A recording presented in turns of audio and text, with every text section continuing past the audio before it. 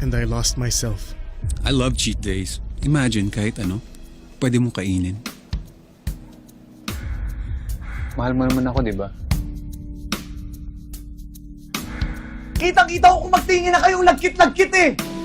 Ano ka nagtatanag ha? I let him go. And that was my biggest mistake. He found me. Tasha, by the way. David, And I found him. He saw me. Like no one ever did. I want him back. Eh, Surprise! Oh, hi, David.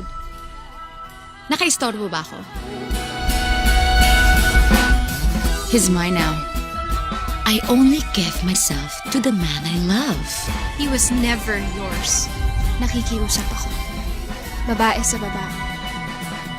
Huwag mo na kaming guguluhin.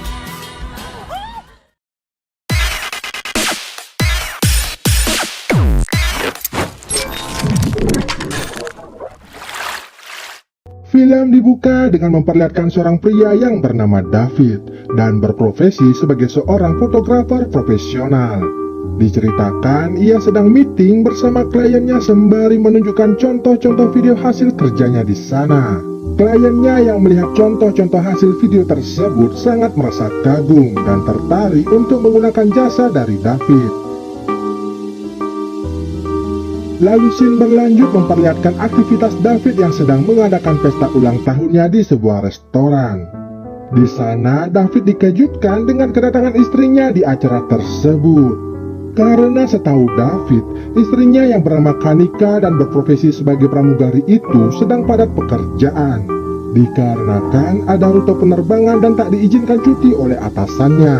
David yang diberi kejutan pun merasa sangat bahagia sekali.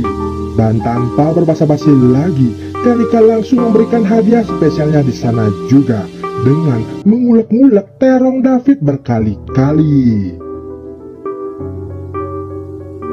Cerita pun berlanjut memperlihatkan David yang sedang bekerja. Disinilah permasalahan besar terjadi yang akan membuat usaha jasa dokumentasi David mengalami kebangkrutan. Di mana salah satu pegawainya David lalai dalam menjaga file klien mereka. Saat itu, ia menaruh tasnya di pinggir kolam dan dengan polosnya seorang anak kecil datang menendang tas itu hingga terjatuh dan membasahi isi di dalam tas tersebut. Akibat dari kejadian itu, membuat foto dan video dari acara penting milik kliennya itu hilang karena file penyimpanannya telah rusak. David pun memberitahukan kejadian itu kepada kliennya. Namun, karena kliennya tak bisa menerima kejadian tersebut, mereka pun menuntut perusahaan David untuk ganti rugi. Untuk mendapatkan uang, David terpaksa harus menjual semua aset usahanya. Sementara itu, Kanika yang sebagai istri yang baik tetap mendampingi David dan selalu menyemangatinya. 2 tahun pun berlalu semenjak kejadian tersebut. David kini menjalani rutinitas hari-harinya sebagai seorang bapak rumah tangga. Di mana saat istrinya sedang bekerja di bandara atau ada rute perjalanan, ia sendiri menyibukkan diri dengan memasak dan membersihkan rumah.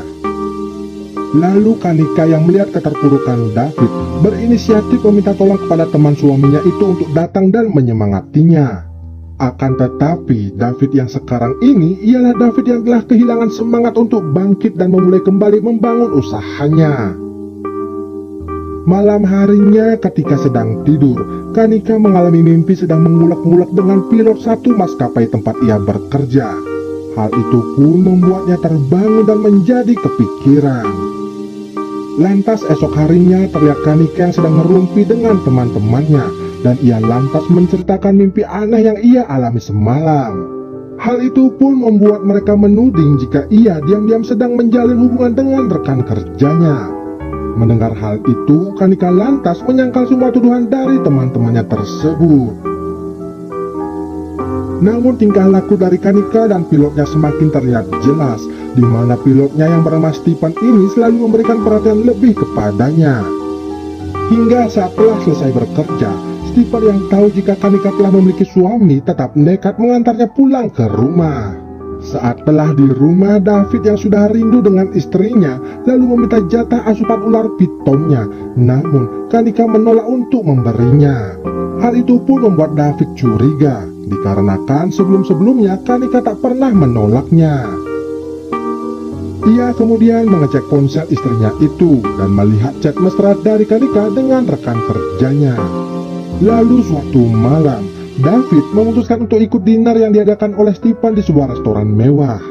Di sini ia pun melihat istrinya yang selalu tersenyum bahagia ketika menatap Stephen saat berbicara. Hal itu pun membuat ia semakin termakan api cemburu, hingga setelah tiba di rumah, mereka lantas bertengkar hebat di mana David menuduh istrinya sudah pernah mengulek-ulek bersama Stephen.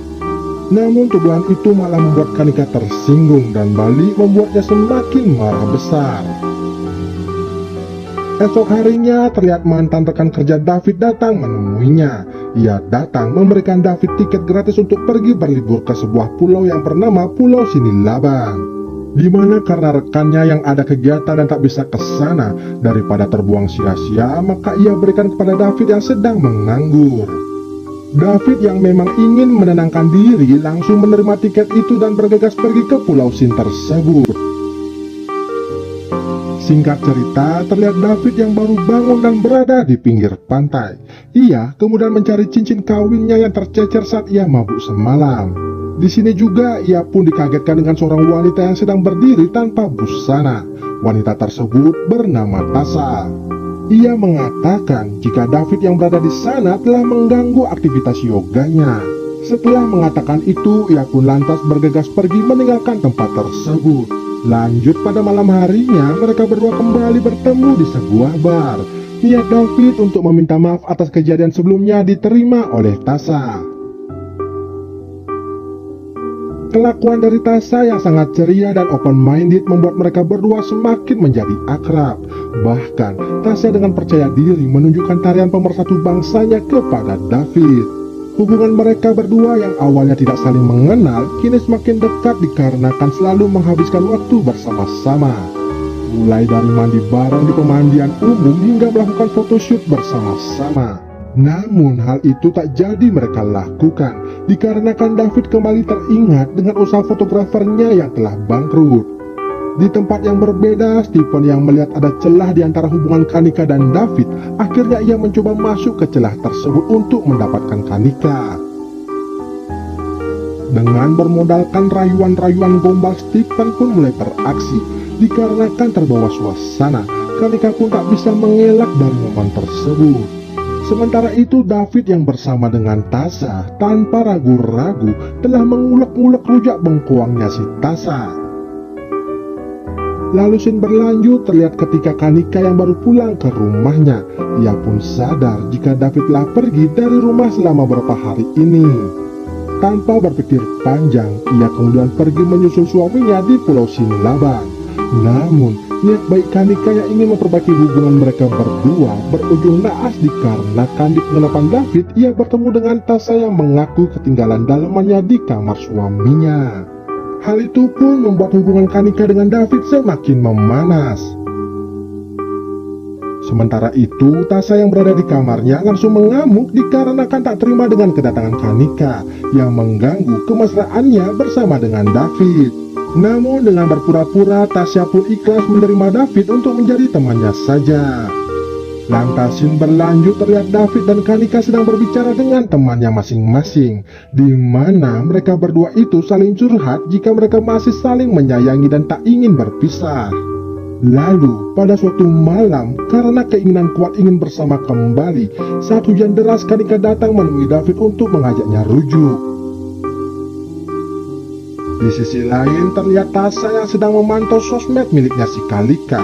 Ia kemudian dengan sengaja mendaftar sebagai member yoga di tempat yang diikuti oleh Kanika. Kanika yang merasa terganggu oleh kehadiran mantan selingkuhan suaminya langsung mengancam Tasha agar tak mengganggu lagi hubungan pernikahan mereka. Namun bukannya takut, Tasha malah merasa tertantang oleh ucapan dari Kanika. Tasha lalu diam-diam mengirimkan David sebuah hadiah berupa kamera, sehingga membuat Kanika menjadi cemburu. Tasha juga meminta David untuk menemaninya di rumah.